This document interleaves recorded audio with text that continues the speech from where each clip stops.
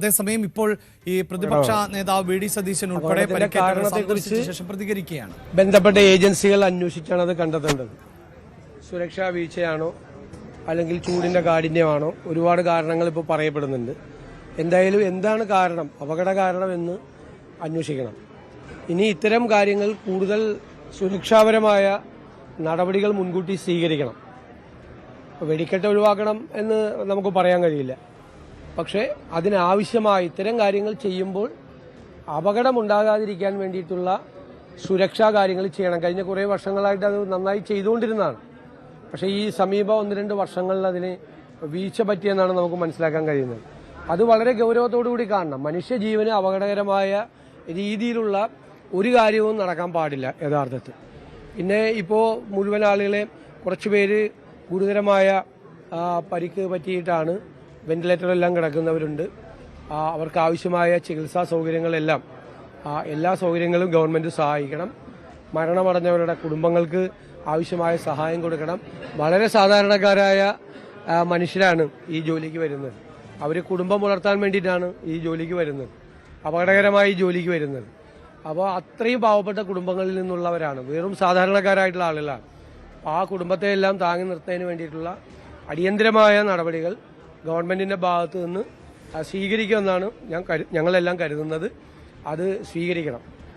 ഇത്തരം കാര്യങ്ങൾ ഇനി ആവർത്തിക്കാതിരിക്കാൻ എന്തെല്ലാം നടപടികൾ സ്വീകരിക്കാമോ എന്ന് ബന്ധപ്പെട്ട എല്ലാവരെയും വിളിച്ചു ചേർത്ത് ഒരു മെക്കാനിസം, ഒരു സംവിധാനം ഉണ്ടാക്കി സുരക്ഷാ പരിശോധനകൾ മുൻകൂട്ടി നടത്താനും കുറെ കൂടി കർശനമായി ഇത്തരം കാര്യങ്ങൾ ചെയ്യുന്നതിന് വേണ്ടിയിട്ടുള്ള നടപടികൾ സ്വീകരിക്കണമെന്നാണ് ഞങ്ങളുടെ അഭ്യർത്ഥന. അല്ല, അത് തീർച്ചയായിട്ടും ഉണ്ടാവുമല്ലോ, ഉണ്ടല്ലോ, ചില സ്ഥലങ്ങളിലുണ്ട്. അപ്പോൾ അത് പരിഹരിക്കണം. അത്രേ ഉള്ളൂ. ഇവിടെ നമ്മൾ കാണേണ്ട ഒരു കാര്യം, കേരളത്തെ ഞടുക്കിയ ഒരു ദുരന്തമാണ് ഉണ്ടായത്. പ്രതിപക്ഷ നേതാവ് ഇവിടെ പറഞ്ഞ പോലെ നമ്മളെല്ലാവരെയും ഞെട്ടിപ്പിച്ച സംഭവമാണ് ഇത്. ഏറ്റവും അവസാനമായി പുറ്റിങ്ങൽ അപകടത്തെ പറ്റിയാണ് ഞാൻ ഓർത്തത്. 101 പേരാണ് അന്ന് വെടിക്കെട്ട് അപകടത്തിൽ മരിച്ചത്.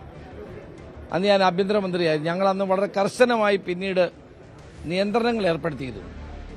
പക്ഷേ പിന്നീട് തൃശൂർ പൂരത്തിനും പാവർട്ടിയിലെ പള്ളിയിലെ പെരുന്നാളിനുമായി ബന്ധപ്പെട്ട് കുറച്ച് ഇളവുകൾ പിന്നീട് വരുത്തുകയുണ്ടായി. അന്ന് തന്നെ നമ്മൾ പറഞ്ഞിരുന്നു, സുരക്ഷാ മാനദണ്ഡങ്ങൾ പൂർണ്ണമായി പാലിക്കാതെ വെടിക്കെട്ടിനുള്ള സൗകര്യങ്ങൾ ഒരുക്കരുതെന്ന്. പക്ഷേ കാലാന്തരത്തിൽ പിന്നീട് അതെല്ലാം മാറി.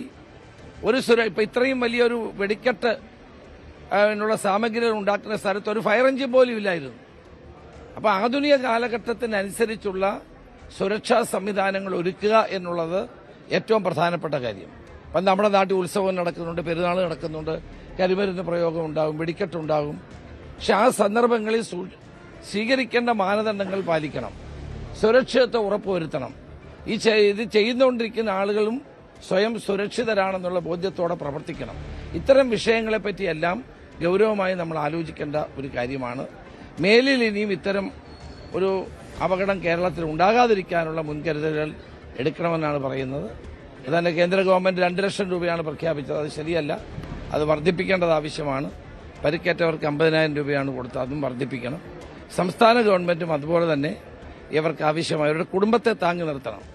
ഇവിടെ വാസ്തവത്തിൽ ഈ പാവപ്പെട്ട ആളുകൾ ഈ ജോലി ചെയ്യാൻ വരുന്നത് അവരുടെ ജീവിതം മുന്നോട്ട് കൊണ്ടുപോകാൻ വേണ്ടിയാണ്. അപ്പോൾ അനാഥമായ കുടുംബങ്ങളെ സംരക്ഷിക്കാനുള്ള നടപടി ഉണ്ടാകണം.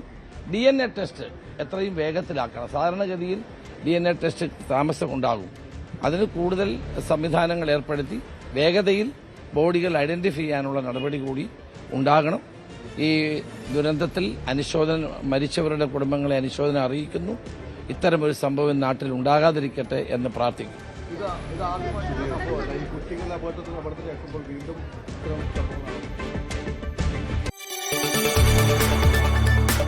കൂടുതൽ വാർത്തകൾക്ക് News 18 Keralam YouTube channel subscribe ചെയ്യുക.